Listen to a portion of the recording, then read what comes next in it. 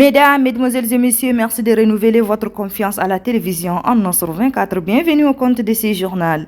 Le Premier ministre de Transition, chef du gouvernement d'Union nationale, Saleh Kebzabou, a effectué un déplacement à Komé dans la province d'Ilogon oriental. On fait le point avec nos confrères de la télévision nationale.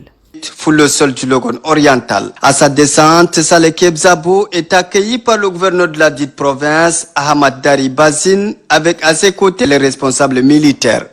Après la phase protocolaire, le Premier ministre a entrepris une visite d'inspection. D'abord dans la salle de production pétrolière, un bref aperçu a été fait sur le processus des opérations de production de bruit de commun par le chef des opérations, Frédéric Bendi. Aujourd'hui, sur 1000 puits, 350 fonctionnent normalement. La moyenne de production pour le mois de février 2023 est estimée à 28 000 barils par jour. En ce lundi 10 avril 2023, où le Premier ministre effectue la visite, 30 500 barils sont produits, largement supérieurs à l'ancienne quantité produite, se réjouit le chef des opérations, Frédéric Bendi. Ce qui montre un résultat plutôt satisfaisant de la prise en main des sites par les Tchadiens. La décision du Tchad de nationaliser tous les actifs d'Esso est historique et est mal nécessaire, déclare le chef du gouvernement Saleh Kebzabou, qui reconnaît que c'est une décision dangereuse, mais que le gouvernement, étant dos au mur face au comportement méprisant d'Esso, n'avait d'autre choix que de l'assumer. Il n'y aura aucun dysfonctionnement dans la chaîne de production, rassure Saleh Kebzabou. C'est un Premier ministre aussi attentif à la question des traitements autrefois réservés aux travailleurs du site de pétrole de Komé. En tant que Tchadien, je me sentais vraiment tout à fait grugé par Exxon. Le traitement qui vous a été réservé avec tout le mépris que la direction générale a exercé sur vous.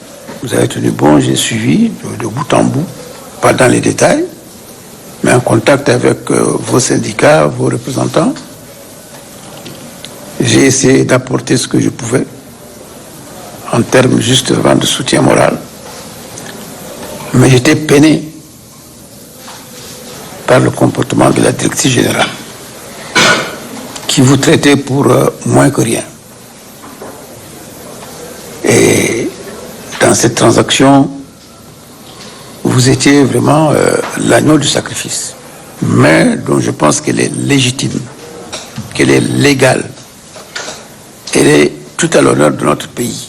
Nous ne sommes pas une marchandise, je parle du Tchad, qu'on peut comme ça prendre dans un troc quelconque, nous balancer de gauche à droite pour nous vendre, nous revendre, nous sous-vendre, nous survendre et ainsi de suite. Non, nous ne pouvons pas accepter ça.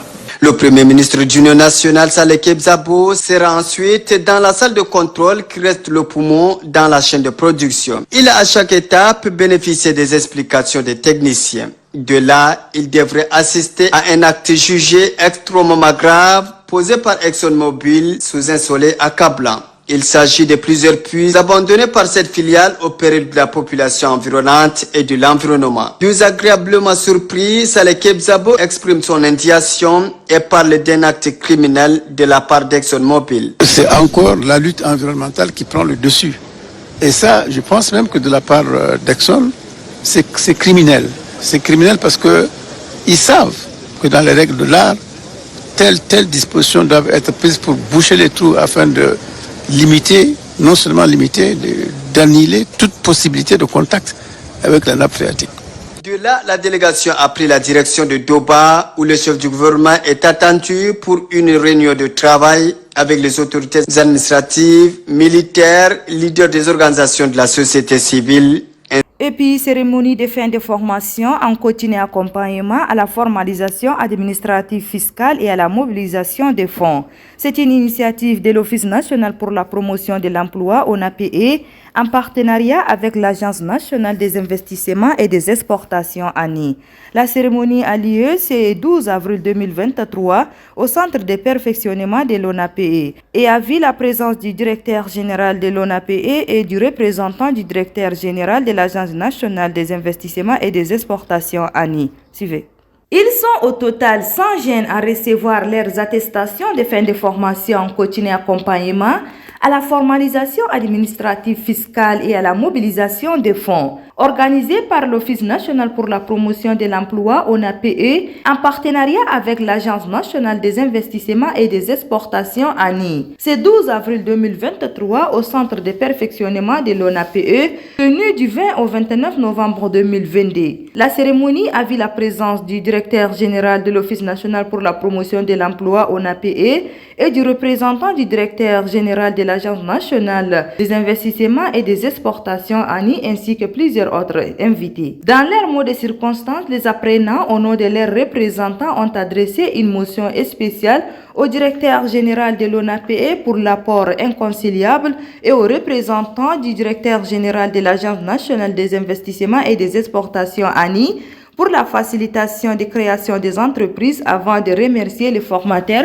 pour leur contribution à la réussite de cette formation, et ensuite ont recommandé aux deux institutions de continuer d'organiser ces genres de formations au bénéfice des jeunes et financer le projet portant pour la lutte contre le chômage en milieu jeune. Clôturant cette formation, le directeur général de l'Office national pour la promotion de l'emploi, ONAPE, Sadiq Brahim Diko, a tout d'abord remercié l'ANI pour son accompagnement dans ce processus avant de citer le bien fondé de cette formation. Ce projet de formation renfermait en elle un caractère urgent et réaliste pour poser les jalons d'un environnement commercial plus complet et plus attractif. Comme vous l'aurez constaté, il existe une volonté affirmée chez les jeunes à s'orienter vers l'entrepreneuriat, mais ceux-ci sont confrontés à de multiples problèmes d'ordre technique, administratif et fonctionnel. Mesdames et messieurs, l'objectif recherché de cette formation qui était d'initier les jeunes qui aspirent à l'auto-emploi à formaliser leurs projets ou entreprises, à mobiliser les fonds, les ressources afin à gérer leur trésorerie et contenir les contraintes et flux financiers et atteints. Je dirais avec satisfaction que nous avons marqué d'un grand pas qui est celui de la migration de l'informel vers le formel. Et le mérite revient en premier lieu au président de la transition, président de la République, chef de l'État, le général Mohamed Idriss Déby Itno, qui a su toujours disposer des moyens nécessaires à l'insertion socio-professionnelle des jeunes. L'exemple parfait est la coordination de cette formation avec l'ANI, dont la mission, autant que celle de l'ONAPE, concourt à la mise en œuvre de la politique et la vision du chef de l'État et celui du gouvernement d'union nationale.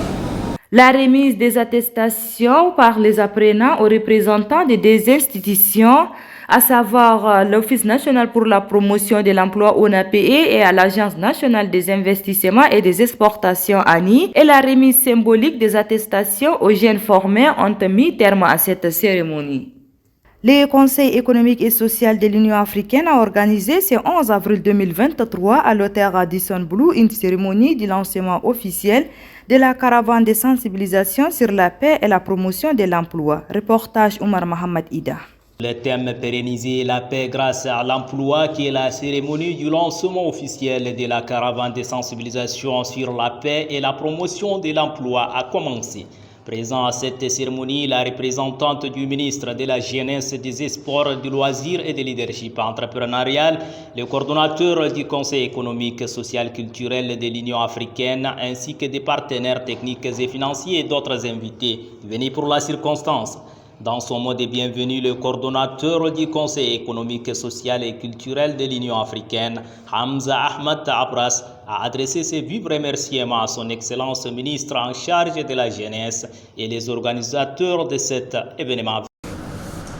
Cette activité, s'il faut le rappeler, est une belle initiative répondant à la question de l'exigence de l'ère qui est la paix et l'employabilité de la jeunesse tchadienne.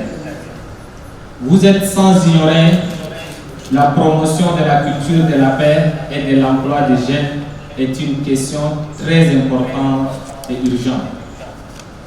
Cette initiative est une sorte de promouvoir l'emploi et la paix.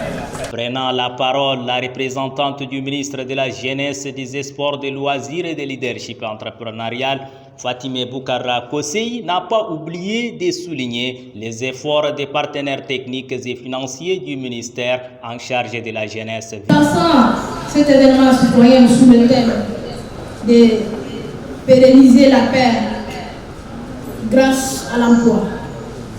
Caravane de sensibilisation sur la paix et la promotion de l'emploi que vous lancez cet instant est une initiative populaire qui permettra sans doute de promouvoir les valeurs de la paix dans nos communautés et d'encourager l'esprit de la créativité, ainsi que le renforcement de la cohésion sociale au Sahel dont le Tchad fait partie.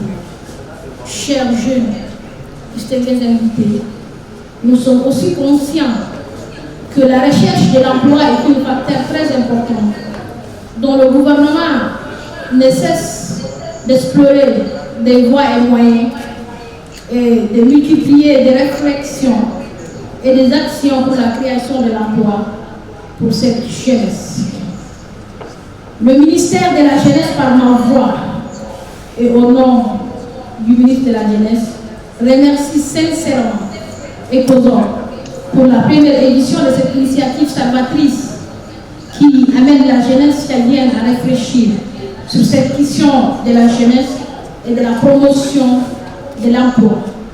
Le secrétaire général de la Convention pour la démocratie et la fédération a fait ce 11 avril 2023 une déclaration relative au processus référendaire sur la forme de l'État. Suivons un extrait de ses propos au micro de notre reporter Mohamed Toukour.